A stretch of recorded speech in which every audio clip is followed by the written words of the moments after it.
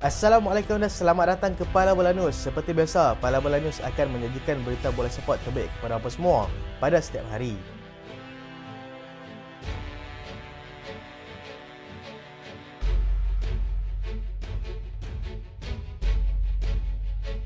Kita mulakan dengan keputusan perlawanan Liga Perdana Inggeris. Chelsea berjaya tewaskan pasukan Luton Town 3-0 dan berikut adalah kedudukan semasa Liga Perdana Inggeris.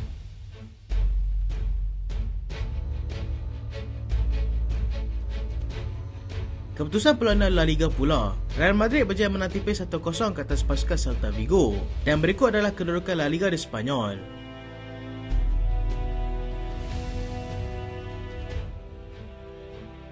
Bundesliga Jerman, RB Leipzig mudah membelasah pasukan Stuttgart 5-1 dan berikut adalah kedudukan semasa Bundesliga di Jerman.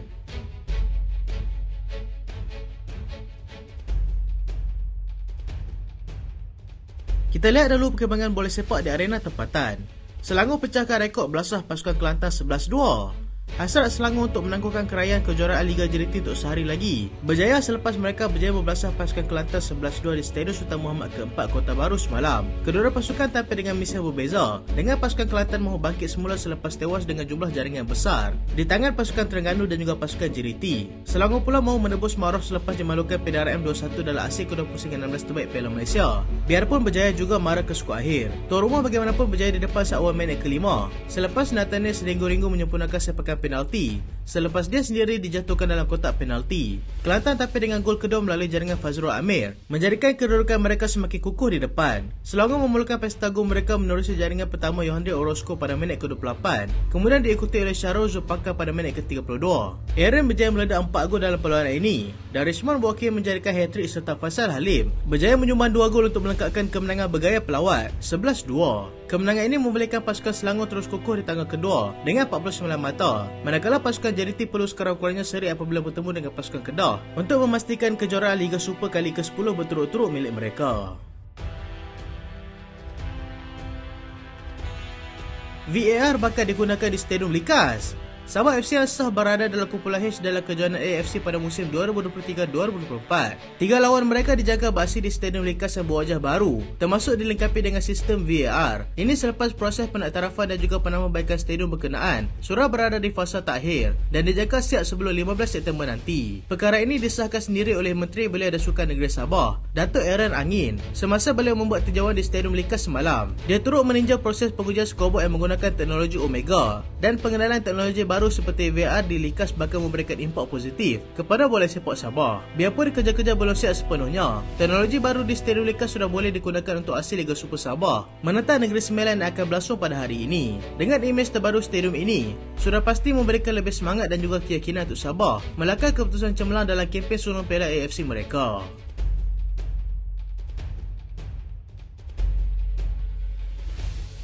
Chelsea berjaya raih kemenangan sulung. Chelsea akhirnya berjaya meraih kemenangan pertama mereka dalam aksi EPL musim ini apabila berjaya menewaskan musuh setempat yang baru saja beraksi di EPL musim ini, iaitu Luton Town dengan jaringan 3-0. Selepas dimalukan oleh West Ham 3-1 pada minggu lalu, mereka tampil lebih meyakinkan di tempat sendiri. Chelsea membuka jaringan pada minit ke-17 melalui jaringan Raheem Sterling yang kemudiannya menambah lagi jaringan kedua pada minit ke-68. Nicholas Jackson melengkapkan kemenangan bergaya 3-0 mereka melalui jaringan pada minit ke-75 sekaligus memberikan 3 mata penuh kepada mereka selepas 3 perlawanan. Chelsea kini melonjak ke tangga ke-9 Liga dengan 4 mata dan berharap dapat mengekalkan momentum mereka apabila menentang pasukan Nottingham Forest pada 2 September nanti.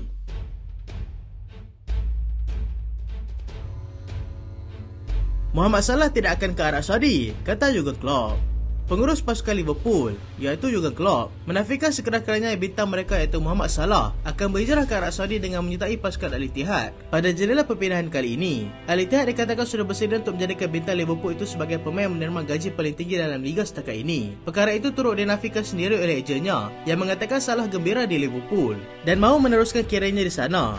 Klopp juga menyatakan yang dia berasa agak tergugat dengan kuasa perbelanjaan yang pasukan daripada Arab Saudi ada dan sudah pasti ianya bukan satu yang baik untuk kelabnya itu. Dia juga mahu FIFA menyiasat menerusi undang-undang FFP yang telah pun digunakan pakai di Eropah bagi menjaga perbelanjaan dan di luar kawalan bagi memastikan semua pasukan dapat bersaing dengan lebih adil di masa akan datang.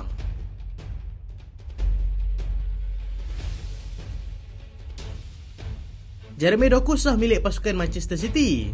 Manchester City mengesahkan secara rasmi yang pemain antara besar Belgium, Jeremy Doku sah menandatangani kontrak 5 tahun bersama mereka. Rennes juga menerima sebanyak 55 juta pound daripada pasukan Manchester City sebagai yuran perpindahan untuk pemain itu. Dia juga akan diberikan jersey nombor 11 dan berkemungkinan besar akan melakukan debut pada perlawanan menentang Sheffield United di beramalan hujung minggu nanti.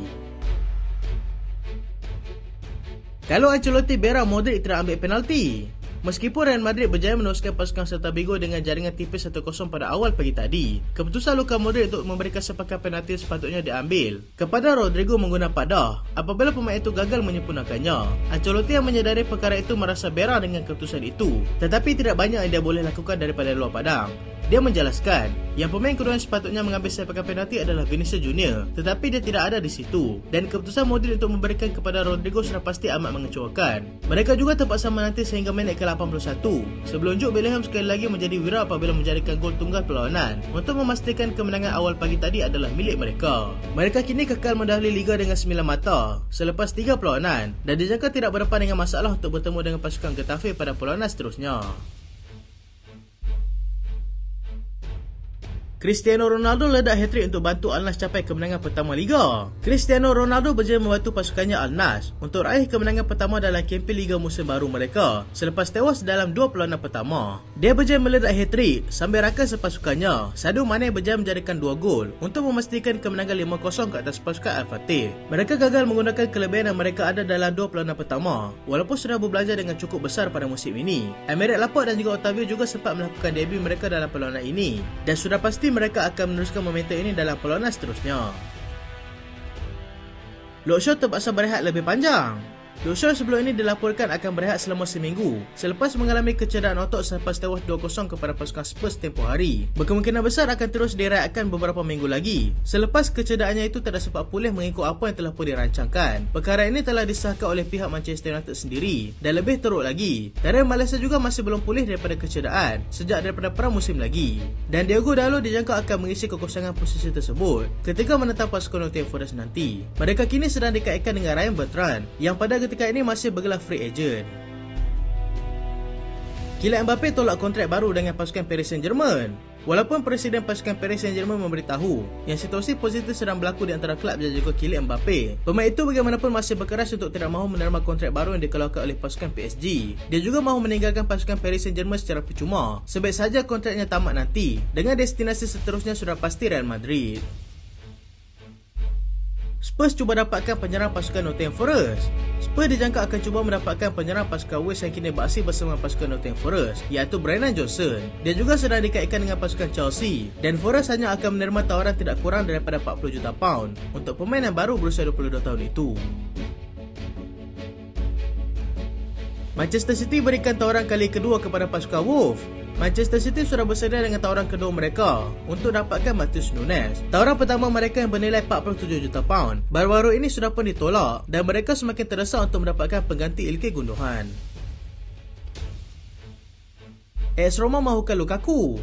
AS Roma dilaporkan sedang mengadakan perbincangan dengan pasukan Chelsea bagi menyempurnakan hasrat mereka untuk cuba mendapatkan Romelu Lukaku. Chelsea bersetuju untuk melepaskan Lukaku secara pinjaman dan tidak akan menolak jika mereka mahu mendapatkannya secara kekal. Roma bagaimanapun akan berdepan dengan Barcelona dan juga pasukan Paris Saint-Germain yang dilihat mahu mendapatkan Lukaku sebagai pilihan jangka masa pendek mereka. Arsenal berminat untuk dapatkan Ivan Toney. Arsenal dikatakan berminat untuk mendapatkan Ivan Toney daripada Brentford yang kini sedang menjalani pergantungan akibat kesalahan pertaruhan. Mereka akan bersaing dengan pasukan Spurs yang masih lagi gagal menemui pengganti Harry Kane. Sehingga kini, harga yang ditetapkan untuk pemain tersebut juga bukan murah kerana Brentford mahukan sekitar 80 juta pound untuk mereka melepaskannya. Liverpool masih lagi berminat dengan Federico Chiesa. Liverpool dilaporkan masih lagi menyimpan minat mereka untuk cuba mendapatkan bintang Juventus, Federico Chiesa. Mereka dijangka akan menawarkan sebanyak 50 juta euro, tetapi pihak Juventus mahukan sekitar 60 juta euro untuk mereka melepaskannya. Itulah berita pada kali ini dan terima kasih sebab tengok sampai habis. Jangan lupa like, jangan lupa share, jangan lupa subscribe. Aku Solehan. Assalamualaikum.